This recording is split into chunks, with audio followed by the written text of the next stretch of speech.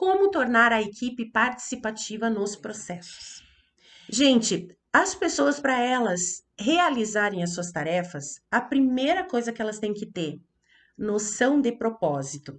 O que que é isso? Eu não tô, quando a gente fala de propósito, às vezes as pessoas começam a viajar, puxa, é o meu propósito de vida, aquela coisa que vai cair um anjo do céu e vai me dizer que você nasceu para tal coisa. Não. Eu tô falando de significado, gente. Pense, a Michelle é gestora da qualidade. Ela tem um propósito muito nobre, que é, no final das contas, garantir que o produto que está saindo lá, não sei se é uma linha de produção, o que que é a empresa que ela trabalha, saia com a qualidade desejada pelo consumidor, não é verdade? E, para isso, ela tem que estabelecer uma série de processos, de checagens e tudo mais. A primeira coisa é, ao invés de simplesmente dizer, ô fulaninho, você tem que fazer o processo tal, é dar o significado disso para a pessoa. Essa é a primeira fase. A pessoa entender o significado, para ela, aquilo vai passar a ter valor. Não é simplesmente uma tarefa mecânica de aperta, parafusa, checa, nananana, mas é valor, né? Eu me lembro que eu trabalhei bastante tempo quando eu estava no Grupo Boticário com o time de segurança do trabalho. E essas áreas transversais, assim, são áreas que normalmente têm muita dificuldade, né? Porque trabalham com a empresa inteira e tem que estabelecer seus processos na empresa inteira, né? Imagine, segurança do trabalho, você tem que estabelecer a segurança de todos os colaboradores da empresa. E tem processos importantes para isso. Como que eu faço para um cara que não é da minha equipe, mas é lá da equipe do outro, cumprir o processo que eu estou estabelecendo? É conscientizando a respeito do propósito, a respeito do significado. Afinal de contas, se você fizer isso direito, o cliente vai estar satisfeito. Se você fizer isso direito, nós teremos segurança no nosso ambiente e assim por diante. Segunda coisa, estabeleça metas e objetivos mensuráveis para as pessoas. Então, você precisa estabelecer formas de medir. Se aquele processo é importante de ser feito, você tem que estabelecer formas de medir aquele processo. E isso vale para todos nós líderes, não vale só para o caso da Michelle. Nós temos que ter formas de medir, de quantificar se o nosso processo está funcionando ou não está funcionando. Desde de medições básicas, por exemplo, se você é de varejo, que é quanto você está vendendo, quanto você vende por cliente, se você é da indústria, é quanto que você está produzindo, quanto por máquina, e aí, claro que cada área tem a sua expertise, se você é de hospitais, quantos emergências você teve, quantas infecções disso, daquilo, daquele outro, né? Então, você tem que ter uma liderança baseada em dados, gente. Porque como que você vai mostrar para as pessoas se a coisa está funcionando, se não está funcionando, se você não tiver dados para mostrar? Passou já a época daquela coisa do quem grita mais leva. Gestor do futuro, gestor que quer continuar sendo empregável, relevante e admirado nesses tempos que a gente está vivendo, tem que saber trabalhar com os dados. Mesmo que seja de forma simples no começo, na planilhazinha de Excel mesmo, não tem problema.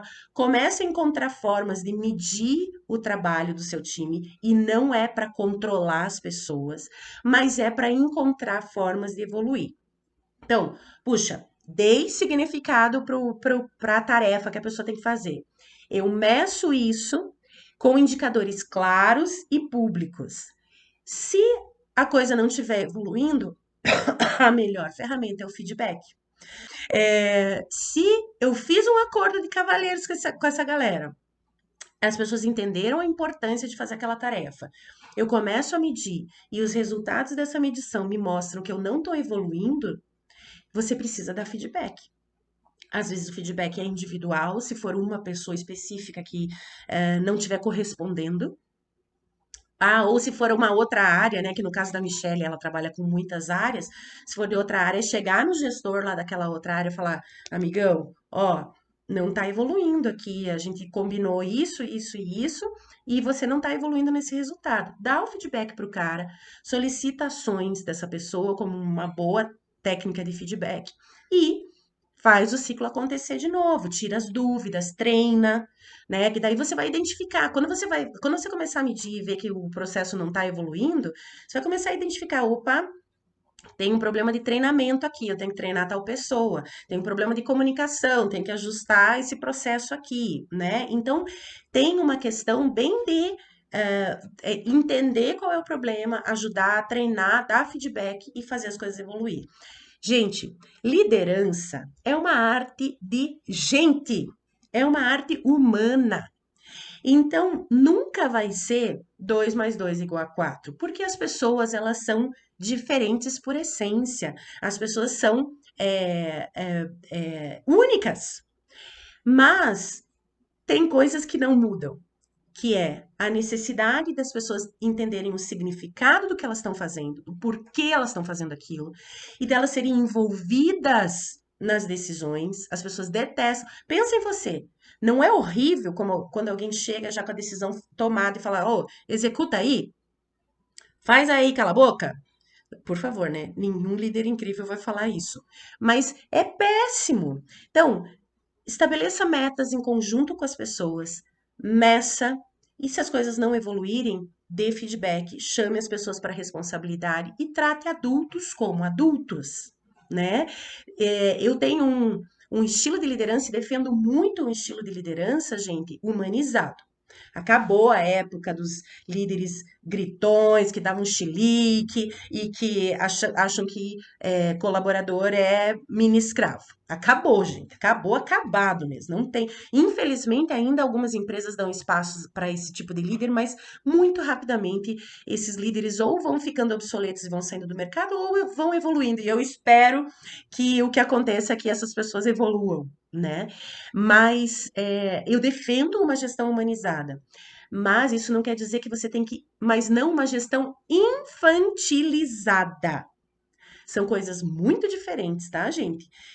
Humanizar a gestão é tratar as pessoas com respeito, é envolvê-las nas decisões, é dar significado, é ouvir o que elas pensam, porque elas podem contribuir. Infantilizar é, mesmo você fazendo tudo isso, o cara não corresponde, você fica ali passando a mão na cabeça e não chama a responsabilidade. São coisas muito, muito, muito diferentes, né, minha gente?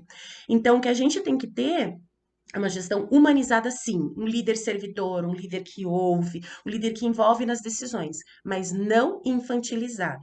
E como você infantiliza a sua equipe, líder? Fazendo por ela, aí você infantiliza a sua equipe e tratando maus e bons resultados da mesma forma. Então tem um cara que vai lá, que se esforça, que faz e acontece e dá resultado, e esse cara não é reconhecido. E o cara que não dá resultado também não é reconhecido.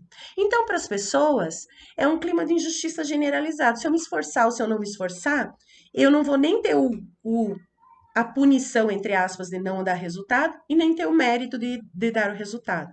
Então, separar bons e maus resultados é muito importante, é chamar a responsabilidade das pessoas.